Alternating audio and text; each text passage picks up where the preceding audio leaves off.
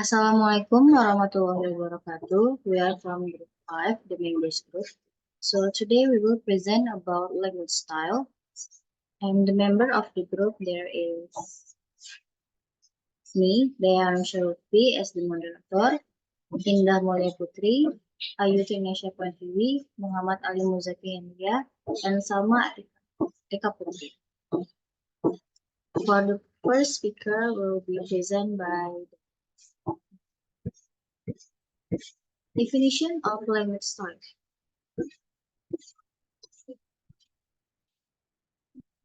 Language is a tool for communicating individual thoughts and feelings to others using the sound symbols created by human speech organs that are arbitrary and agreeable in terms of the meaning, conveying bearing, and the ability to affect and influence. Style. The word style comes from the Latin word stylus, a tool used for writing on wax tablets long ago. The ability to use this tool will affect how clear the writing turns out on the wax tablets. As time passed, style changed to mean not just writing clearly, also writing beautifully and skillfully. Language style or style has become part of diction or word choice, which questions whether or not the use of certain words, phrases, or clauses is suitable to deal with certain situations. Even the tone of speech is part of language style. Style or style of language can be defined as a way of expressing thoughts through language in a distinctive way that shows the soul and personality of the writer or the language user. This is what Garab says in his book 2000.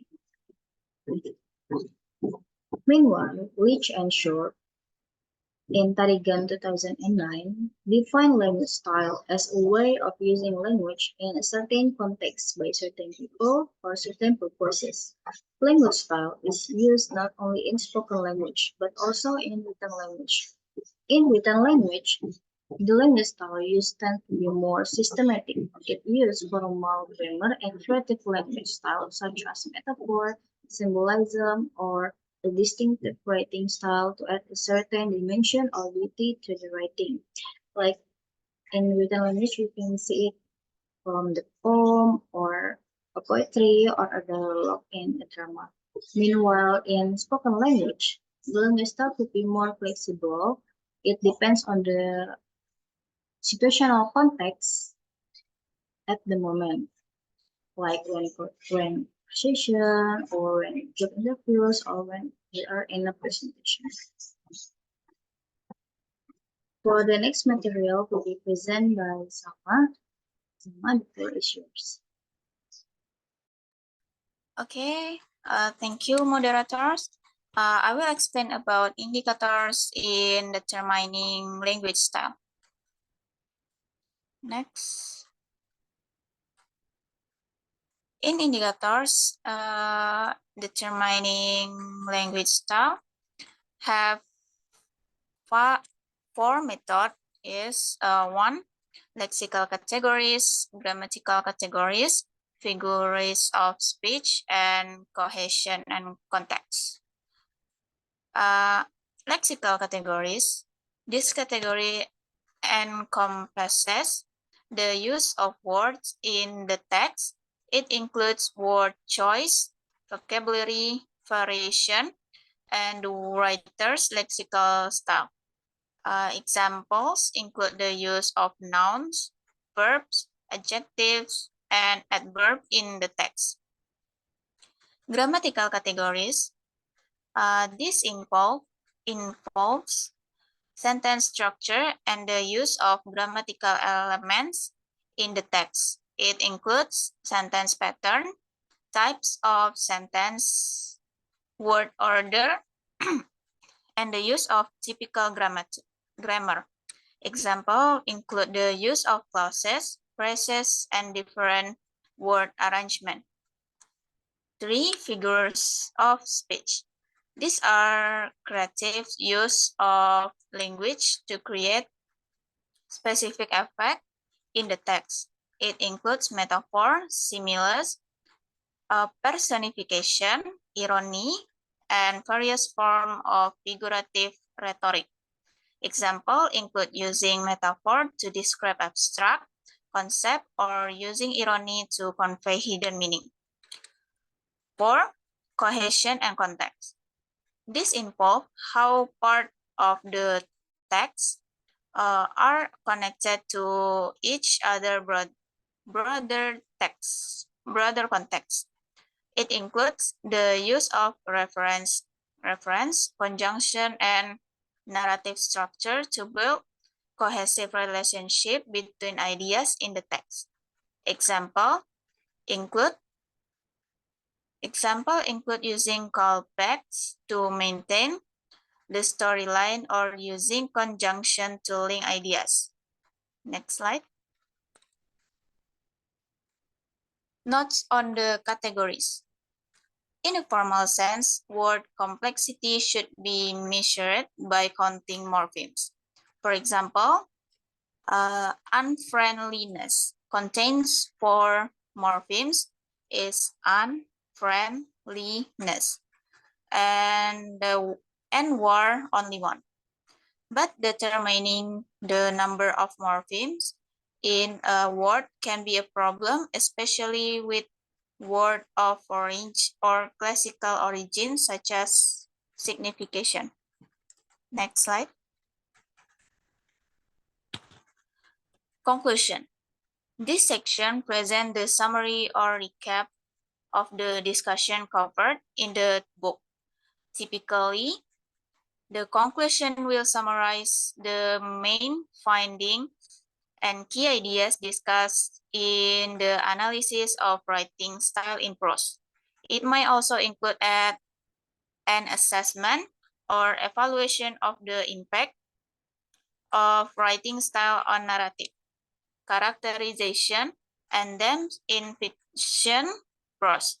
The conclusion often reaffirms the author's main arguments and provides final insight into how writing style influences the reader's experience.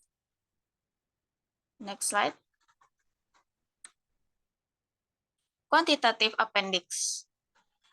The quantitative appendix is a section containing numerical or statistical data that supports the analysis in the book. It may include tables, graphs, or figures depicting specific pattern in writing style in prose.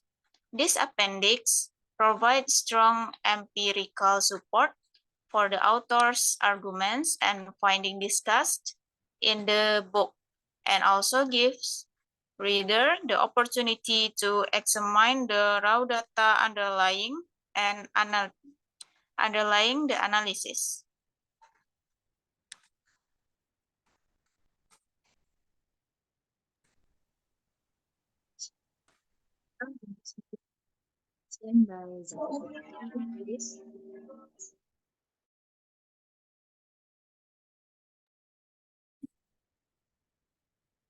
Language style based on word choice. Next. The first one is a formal style. Formal style is the official language style. It's a complete form. This style usually used on official occasion. Style used by those who use it well. Usually used in the presidential speeches, state news, editorials, and important speeches. Formal language style is the highest level of language style. Writing is at the highest level, although it's often also used in ceremonial public speeches. The tendency of this language style is to use long interventionist sentence. The grammar is conservative and often the syntax is quite complex. So, here the official language style is not solely based on vocabulary, but also use other areas of language such as tone, grammar, and also sentence structure. Next. The second is informal language style. Informal language style is also a language style that is used in standard language, especially in a formal or less or informal occasion. The form is not too consultative. This language usually used in writer books, handbooks, and weekly articles. According to its nature, this language style can also show a range of variation, starting from the highest informal form or one that has been mixed with informal language style. In short, if it's likened to clothing, formal language style are ceremonial clothing, traditional clothing, and daylight, while style informal language is work clothes and office clothes. Next, conversational style. In this language style, the choice of word is popular words and a conventional word.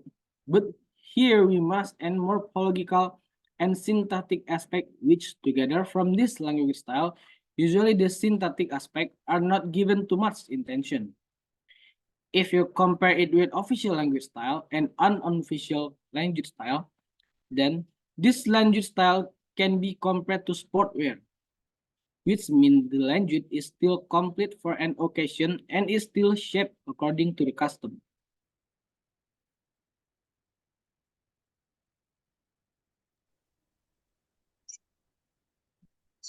Oh, good, exactly.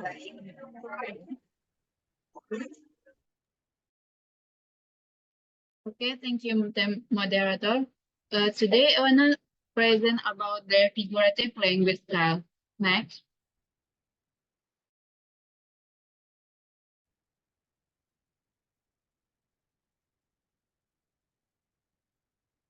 Uh, the first material, I will to introduce what is the figurative language style. The figurative language style is a style of writing that use words or phrases in a non-literary way to create a more vivid or imaginative effect.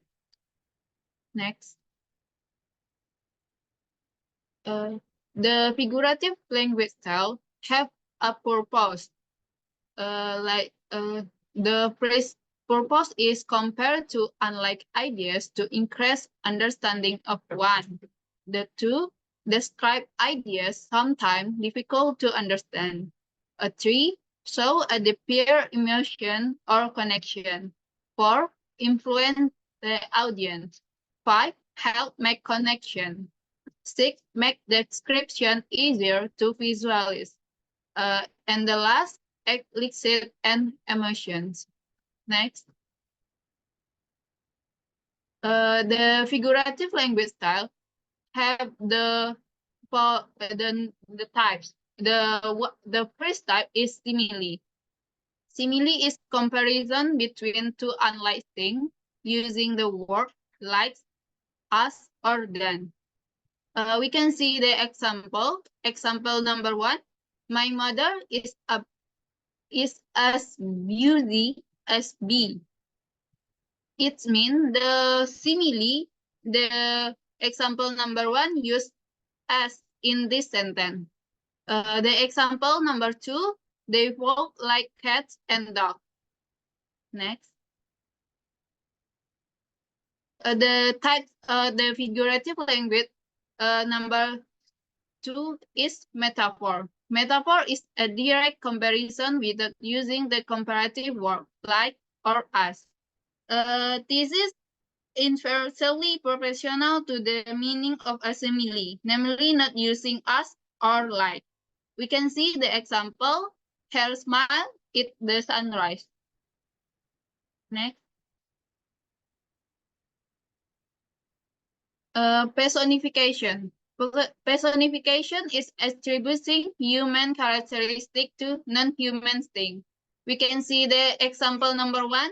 The chair squealed in pain when the hammer thumped it. The example number 2. My heart jumped when my daughter entered the room in her wedding dress. Next.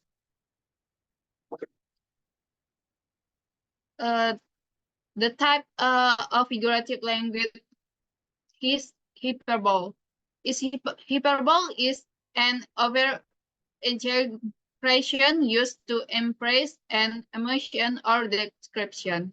We can see the example. I'm so hungry. I would like it right now. Number two, my brother is taller than a sky pear. Next. And the next figurative language is synecdoche. Synecdoche is a figure of speech that uses a part of something to refer to its whole. The most common types of vowel and part include a particle structure and it is part, an object, and the material it is made out of, a container and what it holds, and a category and the items in those categories. We can see the example number one. She is got a awesome set of wheels. The example number two, the company need more hands on decks to get complete this project in time. The types of figurative allusions. An allusion is a reference to a well-known person, place, thing, or event of historical, culture, or literary merit. We can see the example. Example number two. Example number one. You stole the forbidden fruit when you took his candy. Number two. He did not do anything as bad as chopping down a cherry tree. Next. Onomatopoeia. Onomatopoeia is the use of descriptive word that sound or mimic the noise they are describing. We can see the example number one. The water spouted us all over the top of the car. The example number two, my stomach grumbled in hunger as we entered the restaurant. Next. Okay, the last type of figurative language is litotes. Litotes are figures of speech that use understatement to make a point. It is often sarcastic in tone. The statement is affirmed by negating the opposite. We can see the three examples. The example number one, my dog is not the friendliest. Number two, he not even a little tired after staying up all night watching televisions. The example number three, she is not unkind. Thank you. Okay, thank you, Indah. And for the last material will be presented by Ayu. Ayu, the floor is yours. Okay, thank you, moderator and Indah. The next slide about it example of language style in a prose. Next slide. Some examples of language style from the novel Rhine by Terelie. The first, language style metaphor. Why does he always feel happy thinking about Aesop, but then feel sad? Why did he want to get rid of all his thoughts, but at the same time he smiled, reminiscing about it? What does he expect from Aesop? Wasn't he a nobody Aesop? Just a little boy who had been saved before? Look, tomorrow is not what it used to be. Mention the name of Sok Art, the whole city knows. How could Lyle wish for someone as far away as the full moon? Based on no, based on the quote above, we can get a quote that contains a metaphorical style in the word far away like a full moon. The word is based on the quote in the novel. There are sentences that are include the word is not a real word that is really as far as the full moon. It also gives a beautiful impression by quoting someone who is difficult to reach to as far as the full moon. The next, The second language style simile. His frizzy hair is very thick, growing like a big ball.